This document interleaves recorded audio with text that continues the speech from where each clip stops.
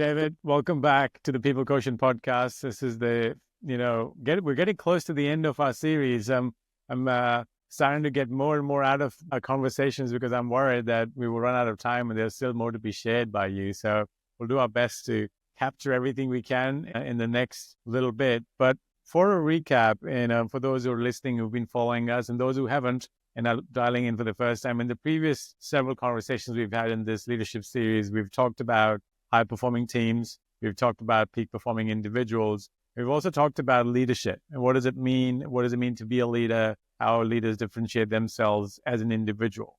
I think in this episode, the focus is how do we bring it all together, right? So we're going to bring all the different parts of it. Specifically, when you think about a leader bringing in peak-performing individuals or managing them or building a high-performing teams, how do they do it? Like what differentiates leaders and teams that excel, that win, that going back to our first conversation, at the top of the Lencioni pyramid consistently and constantly, versus those who struggle to get there. So maybe we start there, David, as to when you think about great leaders who brought it all together repeatedly over and over again with a lot of success, how do they do it? Well, nice to be back, first of all, Rohit, and thank you for asking me such an easy question to get us going. You're going to start somewhere. Absolutely. As I reflect back on the people, the leaders that I've worked with, and the series of conversations that you and I've had so far, I think the thing that strikes me the most is the notion and the actuality of a sense of purpose. I think this is by far the thing that sits right at the heart of a leader's identikit, of a great leader's identikit. I think other things spin around that, Rohit, but I think the biggest thing for me is the notion of a sense of purpose. Why? We've talked before about it's hard to lead if nobody is following. So the notion of creating a followership is absolutely paramount. How do you do that? It's hard to do that if you don't know where you're going. People need to know where they're following you to and why that matters, why that's important to you, and why should it be important to them, and how on the back of that, how in harmony with that, are they enabled to create their own sense of purpose as well as sharing in your leadership sense of purpose. And I think that's important for the leader. It's important for the followership. It's also a trait that I see very much being present in high-performing individuals. People at peak performance, amongst a myriad of things, will tend to have a clearly defined sense of purpose. What am I doing and why? Who do I want to be and why? What's important and why? And so on. So this is where we start to see the seemingly disparate things that we've explored together really starting to come together. What's the glue that holds these various pieces together? So for me, the notion of a sense of purpose and the renewal of that, right, Rohit? This is not a once in a lifetime, I've got my sense of purpose, boom, the book's closed, I'm done. It's checking in. Is that sense of purpose still true for me today as it was at this time last year? Yeah. And if not, how has my experience in life over that intervening year reshaped that sense of purpose? And if the sense of purpose does remain the same, am I still pursuing it? I always call them my vehicles. Are the vehicles that I'm using in order to live and deliver that sense of purpose still the right vehicles? So you're questioning on two levels. Is the sense of purpose still right? Yes or no? And even if it's yes, is the way that I'm delivering it, or the vehicles through which I'm living it, still the right set of vehicles? Or do I need to make a change at that level? Yeah, I think it reminds me of the conversation we had in the previous episode, which is with Jabi Alonso. Like you sort of mentioned, there was very clear sense of purpose. Now, we were talking about him as a leader, but you'd also mentioned that even in his athletic days, that's exactly what he had. And then even now, he's beyond the coach, which has allowed him to be as great as he has become, having led Leverkusen to their first title in I don't even know how many years. And so to me, that was an example that came to mind. But also the concept that you're describing, which is a sense of purpose, is I often, when I talk to business leaders and people and boards and private equity or, in public sector even, I often talk about the concept of what are you solving for, right? And I think what you're saying is two parts, is what and how. That clarity is key. But the thing that I really I'm thinking about as reflecting on as you're saying it is that changes with time, whether you're within a project, within a company, at a personal level, in professional sports, public sector, private sector. You've got to keep evaluating what are you solving for. And often when people don't know the mega picture of what might they be solving for, I sort of say, what are you solving for today? Right. And sort of break it down into bite-sized pieces, because when you say a sense of purpose, especially at that scale, it can be overwhelming, and it gets overwhelming for me sometimes, more times than I'd like to want it to be. But I think what you're getting at is by having that clarity is what just allows leaders to bring it all together. And then others who are following can see that clarity, and then they know whatever it is that they're doing in their tasks, how is that feeding that end product? Right?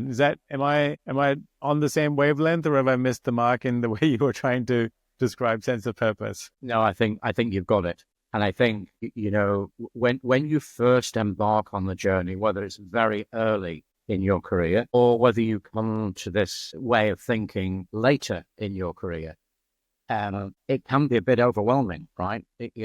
Because you're thinking about, I have limited time here as a human, right? Forget my role. But just as a human, I have limited time here. What do I want to do with that time? That's a big question, right? So the initial investment in really thinking that through and getting support to help you think that through is a big task. And and it is daunting. And for many people, even if they have the realization that this is a really worthwhile piece of thinking to do, they're scared away by the seeming enormity of it. And so they never get around to doing it. But for those that do, I would say really think of it as an investment. And like any really good investment, it has payoff. And in fact, it has ongoing payoff. So it's worth the initial investment, because then the month to month, the quarter to quarter, the day to day, as you were referring to, choices and decisions that face us as leaders somehow become much easier. They become much clearer, because you're solving through the lens of that sense of purpose. It becomes your reference point to choices and decisions that are going to come at you thick and fast. And so it becomes that North Star, if you like, that helps you make the right choices for you in pursuit of that sense of purpose. So it's a whole of life thing, but working back from it, you're able to make sense of things on a day-to-day, week-to-week, month-to-month, quarter-to-quarter, year-to-year basis. Yeah. Well, one question that comes to mind, David, and this is something, and the reason I bring it up is it makes sense that when a leader has a sense of purpose, and then they can then, galvanize teams around them to be able to deliver against that sense of purpose. But a lot of people listening in was like, well, how do I even find my sense of purpose? Right? Because we're talking through the lens of, in my mind, I often go to the business world, and I know you've worked with business politicians, athletes, all at a very elite level. How did they find, or how does one go about finding that sense of purpose and knowing that is the sense of purpose? Because it took me 4 decades, maybe 4.5 decades, to get to, where we are now in this podcast and some of the other work that I'm doing on people specific topics. But that's a almost half a lifetime, should I have a 2x lifetime. So the question for you is, how does one get to a sense of purpose? And then how does one know that that's the answer? So on the first question, how do you get to your sense of purpose? Unless you are a very, very rare and truly exceptional individual, it's a very difficult journey to make on your own. I know very, very few people who've made any parts, let alone the entire journey, on their own.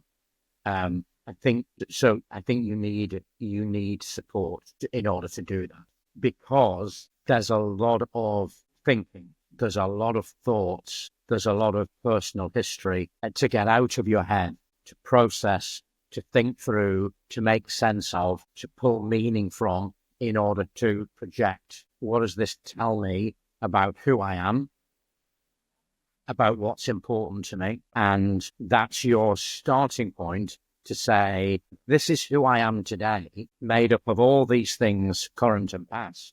Who do I want to be tomorrow? Yeah. Right? So you've got to create a foundation stone first on which to build that future looking, that evolving sense of purpose. And it's really, really difficult to do that on your own. So I would say step number one is engage with a mentor, a coach, whatever title you want to give to the person or persons who are going to help you on the journey. And remember, you're investing in yourself. Yep. So that you make yourself the best version of yourself that you can be. So it's worthwhile doing it, and it's worthwhile doing it early. It's a function of leadership. It's not necessarily a function of being a leader. And remember what we said before, leadership can come from anywhere. So don't wait until the day that you are occupying a role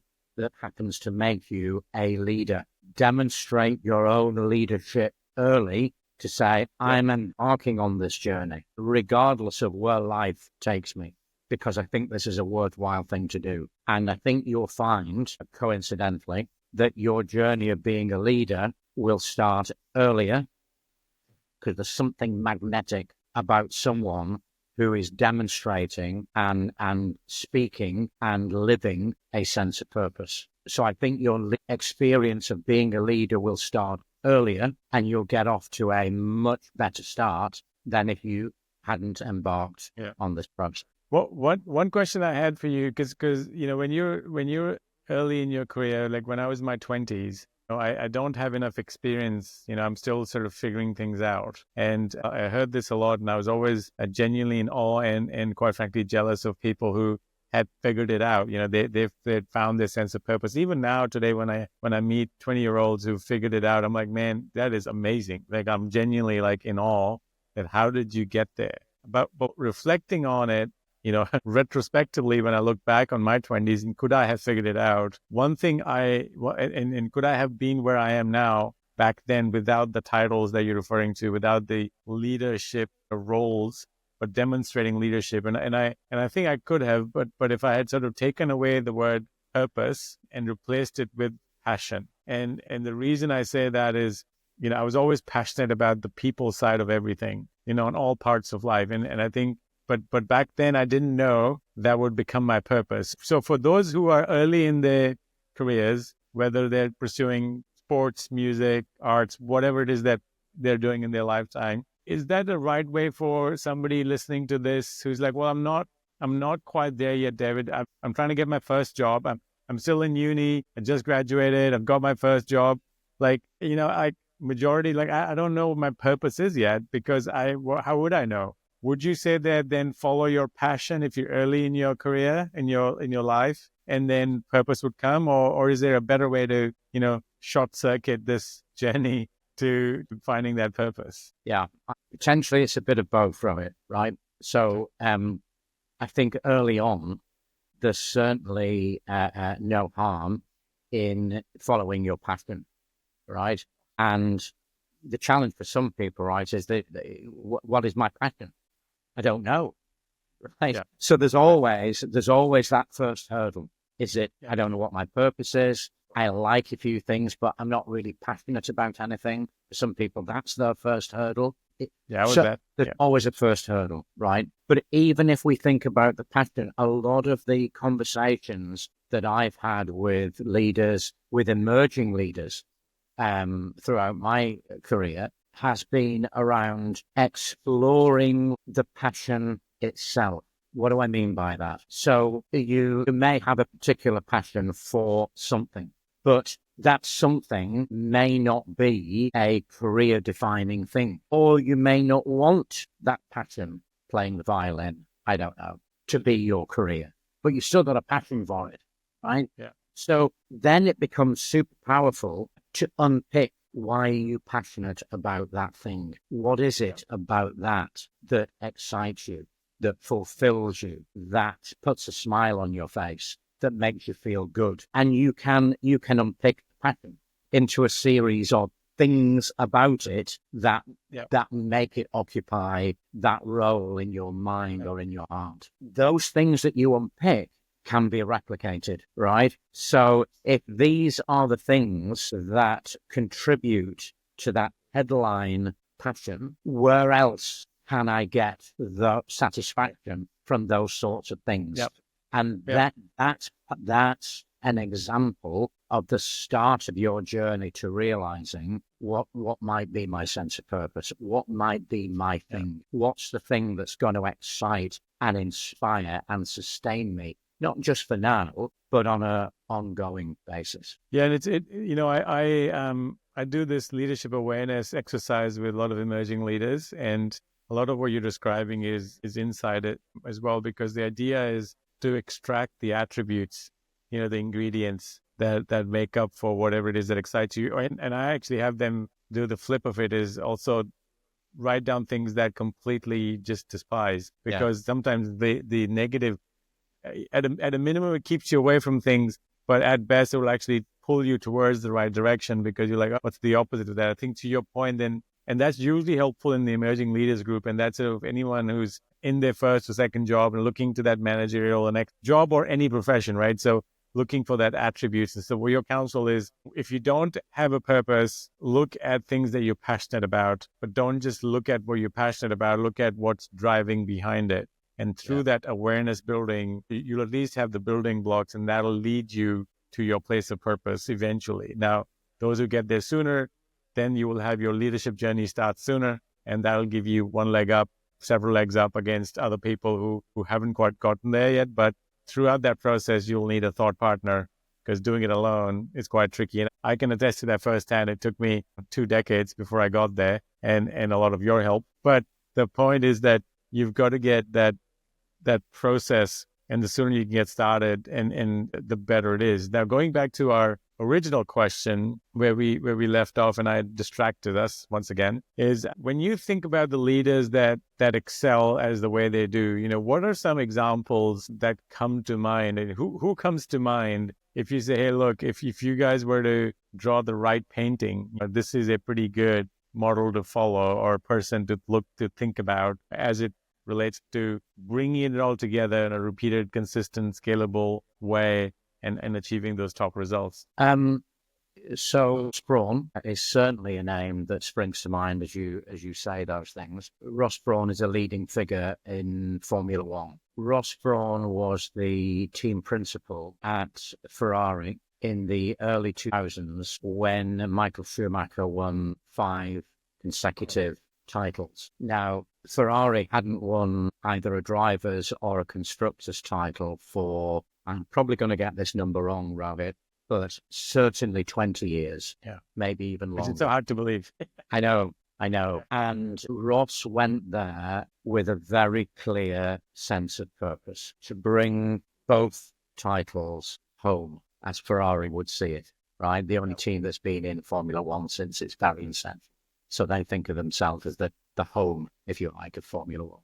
Now, I'm sure all of his predecessors had the same intention, to win either or both of the constructors and the drivers title. So why was Ross able to do it? And not just do it, but do it repeatedly. Well, it was many of the things that we've been talking about today. Clarity of purpose, certainly. The ability to identify current talent that was being underutilized within the team, gaps of talent that existed in the current team, and the ability to identify where that talent could be brought in from. The ability to build the Lencioni pyramid in practice. The ability to be both inspirational and aspirational, as we've talked about, and so on. But if I lift myself out of that onto the bigger topic that we've started to talk about today, the renewal of the sense of purpose and the ability of a leader to know when to get off the stage. This is where I think Ross truly excels because the sense of purpose was come to Ferrari, win the world title, both constructors and drivers, and repeat it. He did all of that. So then the question becomes, what's my next sense of purpose? Is it to stay here and do more of the same? Is it to repeat it, but with a new team, new drivers, new engineers, and so on? Or is it to do something else? And for us, it was to do something else. Yeah. And the something else for us was to start his own team, right? Which happened a lot in the early days. And McLaren was formed by Bruce McLaren. That was his own team. Williams was Frank Williams. He formed his own team. But in the modern era, that had become much harder to do because of the level of money needed to create a Formula One team. But that was Ross's sense of purpose. That was his renewed, when he checked in with himself, I've achieved this, now what? What's next for me? This was his new sense of purpose. And so the journey begins again. How do I put that together? How do I bring people in? How do I inspire others around my own sense of purpose? How do I enable others to create their own sense of purpose and connect it with what I'm about, with what I'm trying to do in order to create something super successful? And lo and behold, the Brawn car appeared on the grid. In it was a driver that I was working with, Jenson Button, who'd been inspired by Brawn's vision, his sense of purpose, and had created his own sense of purpose around that, because a year earlier this wasn't on the card. You couldn't have imagined this as a driver because it didn't exist. 1 year later, Brawn were constructors world champions and Jenson Button was the drivers world champion. Yeah, amazing, isn't it? Amazing. And I could go on because Brawn moved on from there. The Brawn team evolved into the Mercedes team, which went on to win, I don't know, six constructors world titles. Nico Rosberg won a world title with them. I was working with him. Lewis won 5 world titles with them. And Ross himself went on with yet another evolution of his sense of purpose to take a very senior role in the Formula One management company. I use those as examples, Rohit, to your question, because I think they speak to the formation of a sense of purpose, but they also speak to the evolution of that sense of purpose. The easiest thing for Ross to do, to have done just within that particular segment of his career that I've rushed through and perhaps done him a disservice in rushing through would have been to stay at Ferrari, right? I've got one of the best jobs in the world. I'm being paid, a nice amount of money. I'm winning world titles. I'll just sit back and let it all happen. That would have been the easiest thing for him to do. But no, that didn't fulfill his sense of purpose, that evolving sense of purpose. What do I want to do with the time that I've got in my life? And when I've achieved something, I want to move on. But also the humility to be able to say, I can't take this team any further. Right. Someone else needs to do that. I've done all that I can do. So I move on and I create a leadership space for somebody else to take this on. Yeah, I think it's interesting because when I look at the athletic world, I look at Elon Musk, for all the putting aside the political side, which is not obviously this podcast, but when you look at the sense of purpose of putting someone in space, from commercial space flights to having a rocket autonomously land and go to space and come back, and also all sorts of feats, electric vehicles, pioneering all of that. Like, there is that sense of purpose, and you can see why millions of people follow him, both in social media, but also he's got, he's built amazing companies. I think it's that sense of purpose. It's almost like you have to be a little out there and Ross Brawn was exactly that, which is, something that's never been done before. And I'm sure people around him was like, what are you even doing? Why are you what are you thinking? Right. And Jenson Button, same thing. I know you were working with him at the time. And so I'm sure he had advisors saying, well, what are you thinking? This is a no team, first time on the grid. And so you almost have to believe that the sense of purpose is so big that nothing gets in the way, and to your point earlier, there's a magnetism towards that. People are like, hang on a minute, you are, yeah. And so sometimes people from the outside looking in would say, well, hang on, this person is dissatisfied. They're like, continue to keep moving on, man. Isn't enough?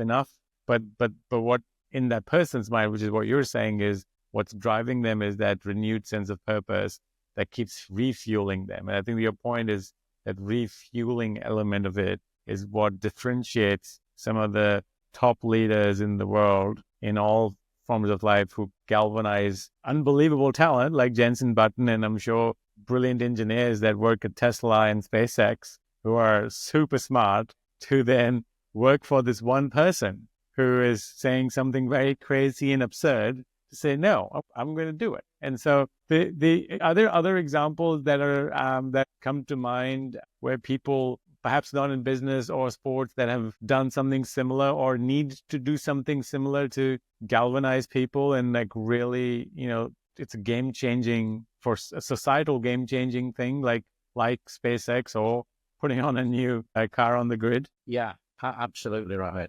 And let me take half a step back, because I really want to underscore a couple of the things that you said there. I think that the notion, first of all, there's the notion of a sense of purpose in and of itself. There is the notion of the refueling of it, right? The revisiting of it, the checking in. Is it still my sense of purpose? Where to next? The reason that great leaders, when they have those two things, don't lose people along the way is because they have an inspiring ability to be able to communicate that sense of purpose. Yeah. And that mobilizes the support around them. And not only does it mobilize the support around them, but because that leader is humble in the way that they pursue and communicate their own sense of purpose, they identify within that their ability through that to be able to help other people realize their own sense of purpose. So I'm sure those scientists and others that work with Elon are fulfilling their own sense of purpose, right? Their own dreams and ambitions through his pursuit of his sense of purpose. Yeah. And that's really important. But to come back to your precise question, so the example that I would use here is David Cameron, the former UK Prime Minister. And without going into the actual politics, do you like him, don't you like him? Do you agree with his policies, don't you? Because I know that's something I deal with. But I think it speaks.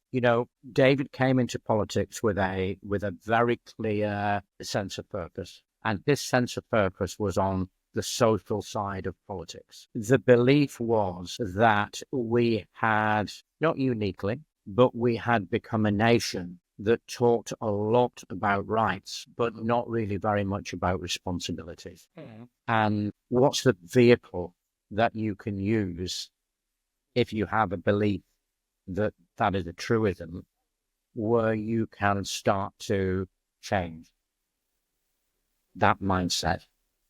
And politics is the vehicle to do that. He could have gone into business and changed, trying to change a particular organization and through that a particular sector or whatever.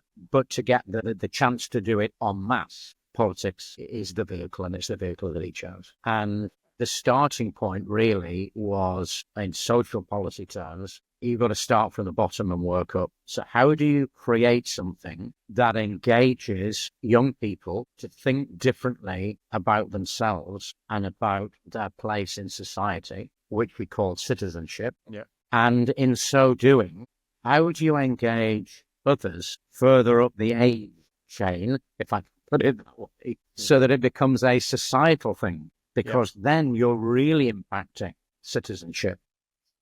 Right. And this was at the heart of what he described then as big society. And to cut a long story short, the vehicle that was created to deliver that was called, and it still exists today, and we're 14, going on to 15 years on from the start of his premiership and 9 years after he left office. It's called the National Citizen Service, NCS. And this was this is a program aimed, I think I'm right now in saying, because we expanded it over the years, it's an opportunity for all of Britain's 14 to, I think, 17-year-olds to embark on an experience.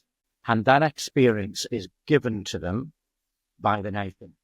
And the experience is the coming together of a mixed group of young people who, through a series of experiences and exercises, learn about teamwork, high performance, leadership, community, trust, self-confidence, self-belief, and so on. Yeah.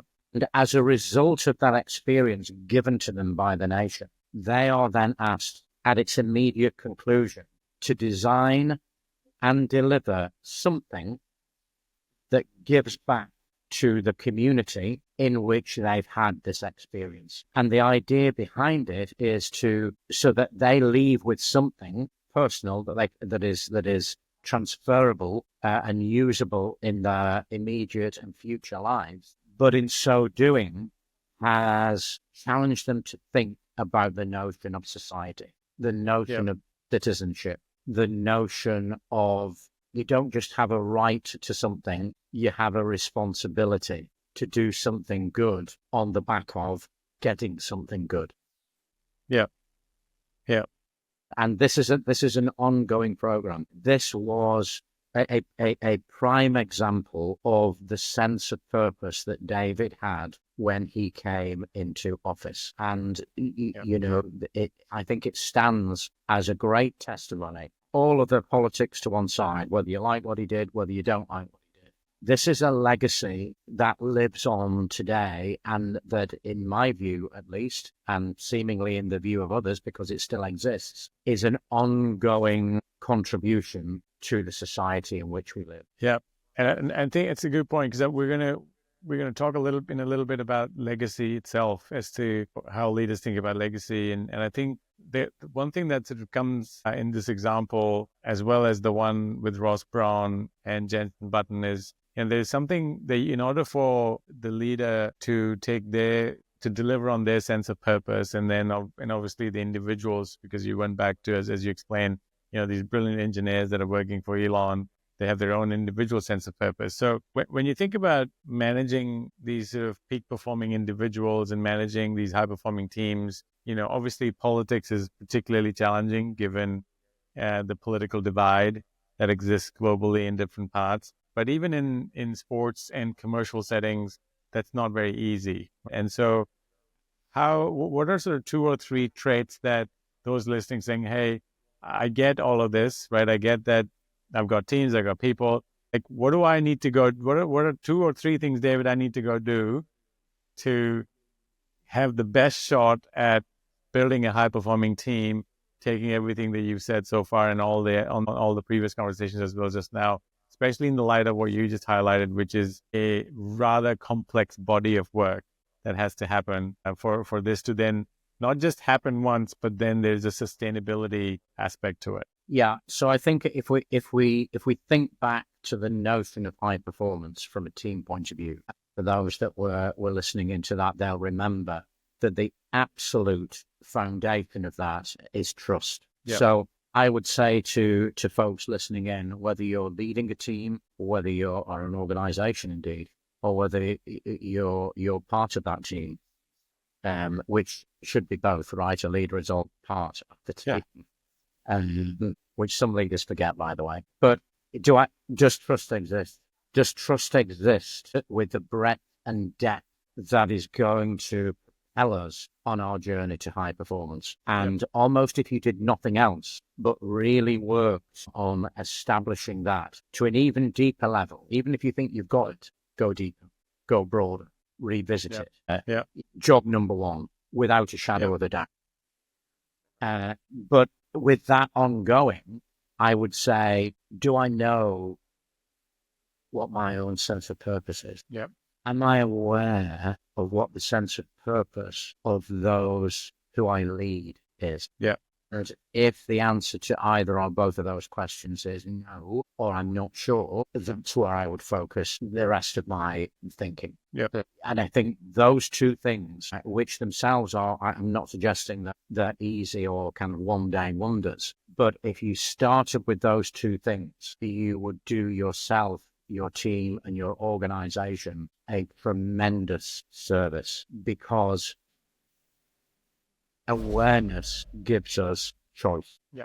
And it's the busyness of the day-to-day, it's the pressure of the delivery of the day-to-day that robs us of the chance to raise our awareness. And without that awareness, we have limited choice. And with limited choice, we may not make the right choices. So anything that you can do on these two topics in particular that allows you individually and collectively to raise your awareness, you then have choices to really propel yourself forward.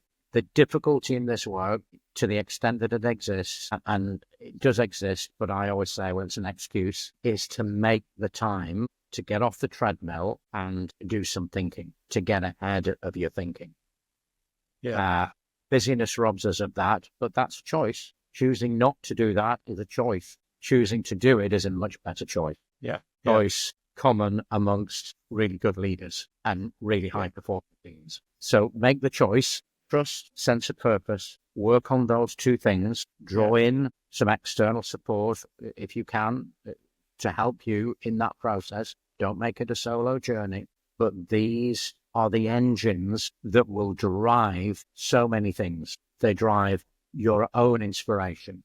They drive your ability to inspire others. They drive your ability to raise the performance of others. They drive your connection with your high-performing team members. They drive your ability to create or to push even further a high-performing team. They are powerful engines, but there has to be a starting point where you do some work on those things. And I think what I like about that, David, is also, like, I would say that they're both, it's almost like the two circles of a Venn diagram is the visual that I'm sort of getting, which is you can operate on one circle and that'd be fine, and if you start operating on the other circle, that's be fine too, independently. But as you start to work on both of them, there's almost like the merging, because awareness will actually allow you to act on things that would build trust, because then people would sort of say, hey, you understand my sense of purpose, as an individual, whether it's a peak performing individual or a high performing team,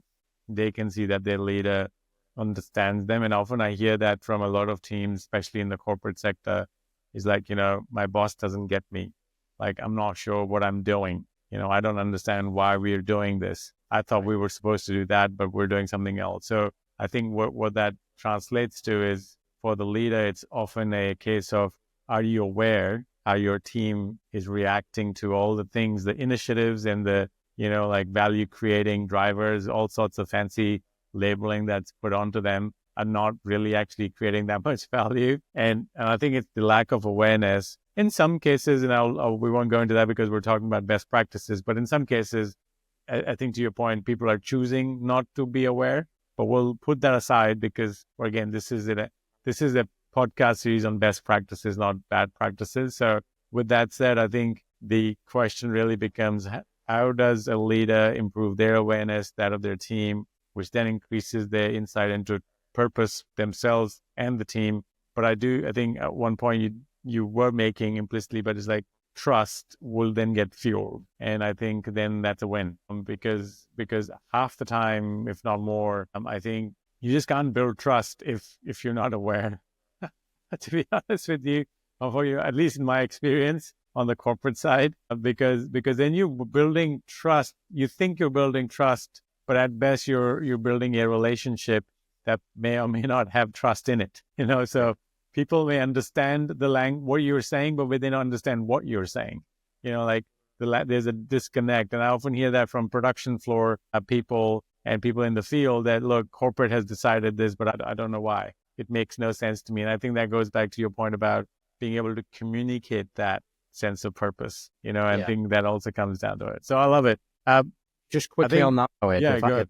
I think it's an interesting language that you can listen out for. High-performing teams and or teams where there really is trust talk about we when they talk about things that are being done or things that are happening. Those that lack it or have less of it talk about they when they talk about things that are happening or things that are being, they have decided, and therefore that informs what I'm now doing or what I'm now executing against.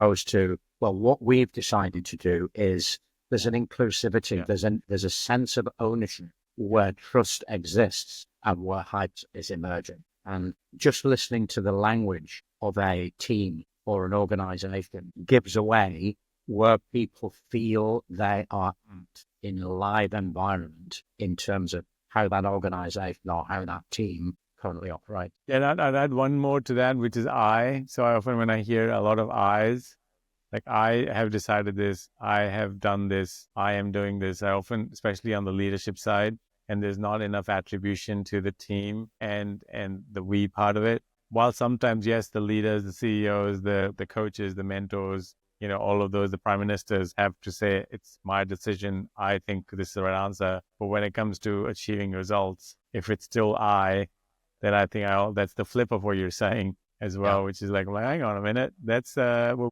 missing the other 9,000 people that's in the organization. So I love that, David.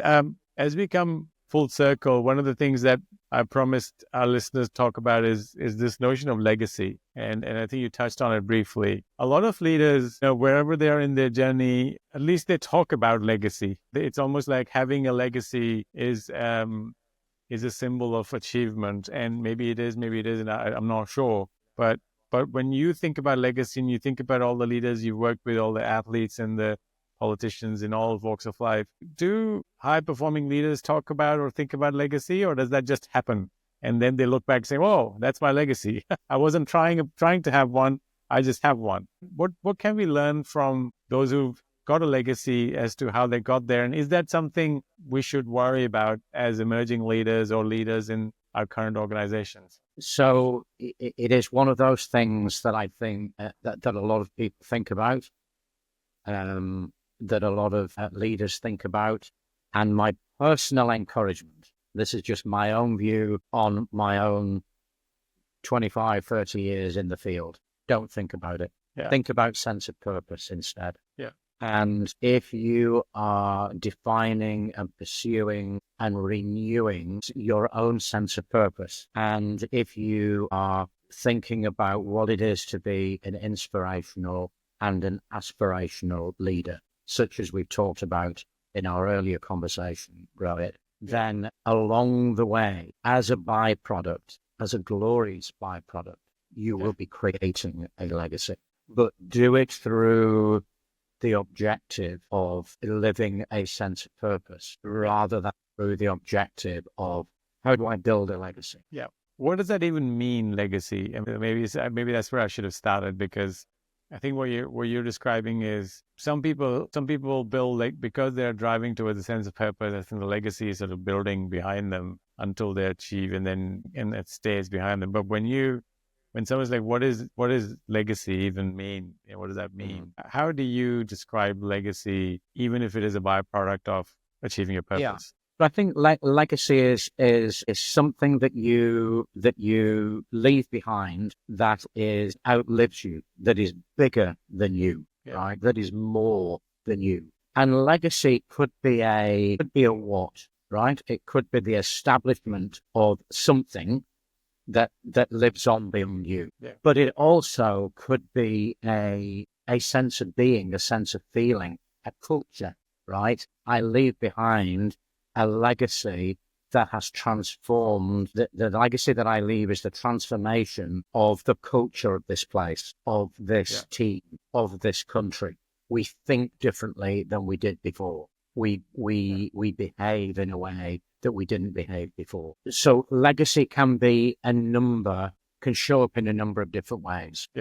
It's not always a fixed thing. As you're describing, I'm also thinking about, as I'm reflecting on it, also there's positive legacy and negative legacy. So I think to your point, it doesn't have, it's where it's a, whatever you leave behind, obviously the great leaders are thinking about positive things, but, some, despite best efforts, don't leave positive things. Some, because they don't think about legacy, actually leave behind a lot of bad things culturally, economically, in terms of the way of thinking and the people or the product. And so I think maybe I go back to, I renege my own first question, should people think about it? And now I'm thinking that people should absolutely think about it, but in a way that doesn't harm the business. So it's not in absence of purpose. So yes, think about your purpose, but also I wonder if it's also counsel to say, look, whatever you do now in an organization that will outlast you, because I always believe that organizations should outlast the people, especially the leaders. You gotta think about the next generation of people coming behind you and what implications that would have.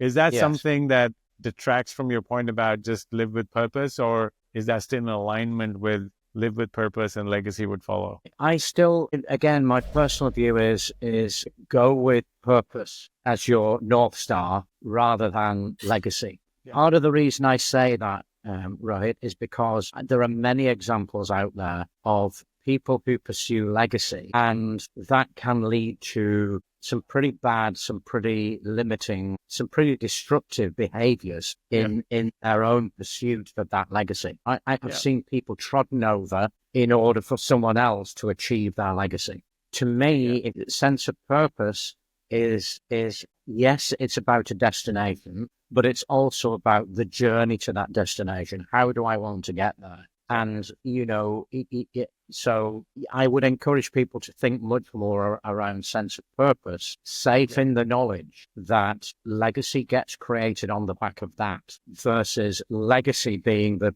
primary objective. And, that will be achieved whatever way it will be achieved. Yeah. One last thing I'd say to that. Even if we mix the words. Yeah. We've talked about people and organizations that do this. An example of legacy, an example of sense of purpose is the creation of other leaders, the creation of leaders who are better than me. That's a phenomenal sense of purpose. It would be a phenomenal legacy to leave behind. It may not be noticeable. It may not necessarily be attributed to you. And my message to leaders out there is, who cares? If you're bothered about sense of purpose, you will walk away from that part of your career, or maybe at the end of your career, safe in the knowledge that that's exactly what you achieved. And if nobody else outside of that acknowledges you for that, who cares? Yeah. But if you're bothered about legacy for me is about other people recognizing and acknowledging you for what you did, right? That would be nice. It would be nice if that happened to us, but it shouldn't be necessary. Yeah. If you're hanging your entire future on whether other people recognize even, let alone acknowledge you for the legacy that you have created, you are transferring power into other people's hands. And that's always a dangerous thing to do for an individual. Whereas if you're following a sense of purpose, and the people important to you on that journey know how you've been living it and how you've been achieving it. That's enough. Yeah, it's a really good point.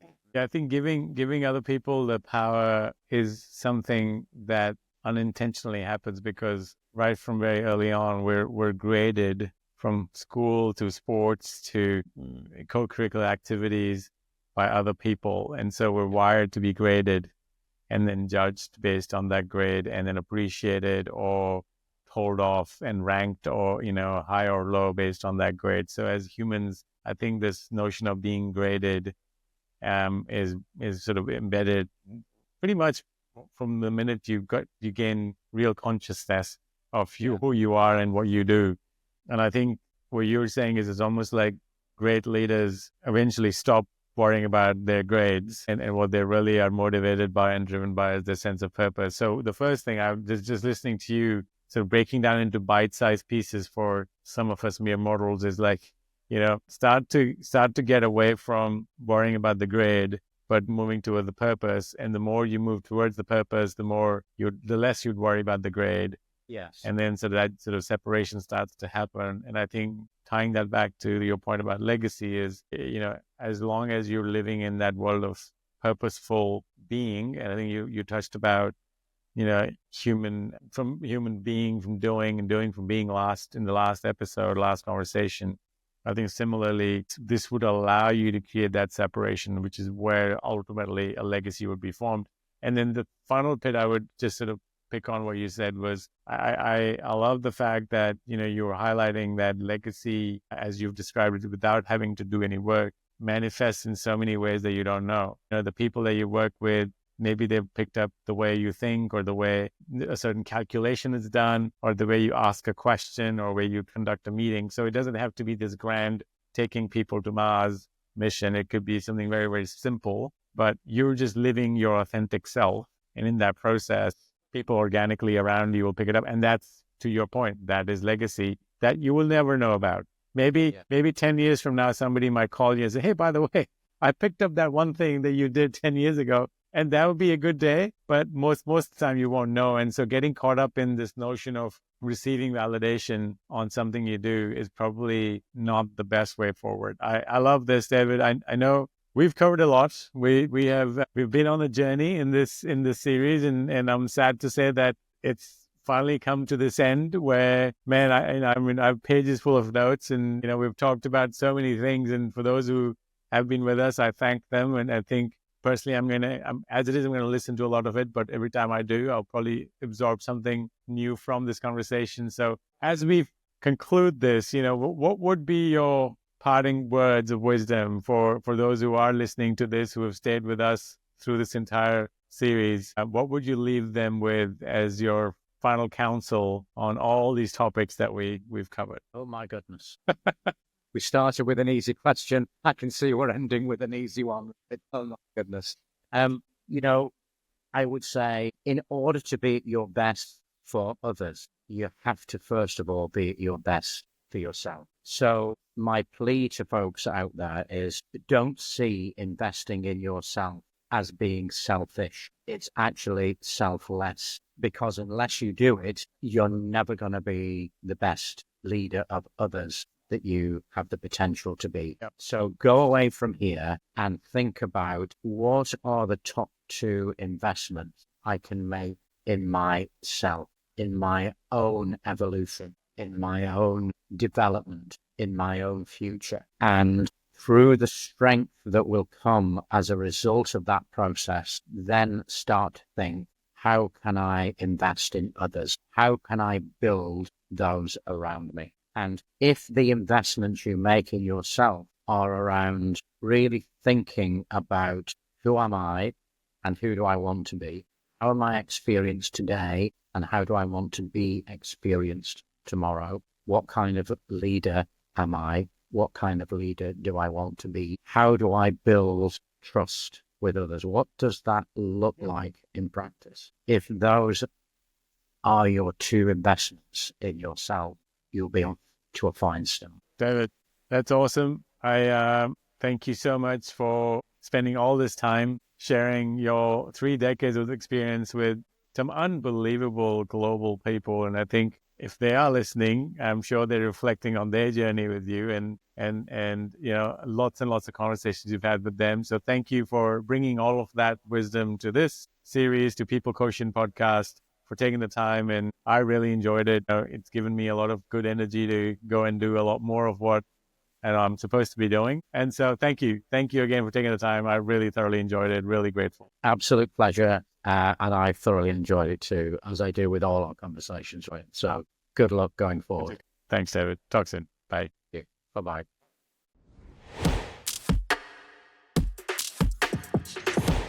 Subscribe to the People Quotient channel, where leadership meets action. Powerful conversations with practical insights that you can use right now. See you in the next episode.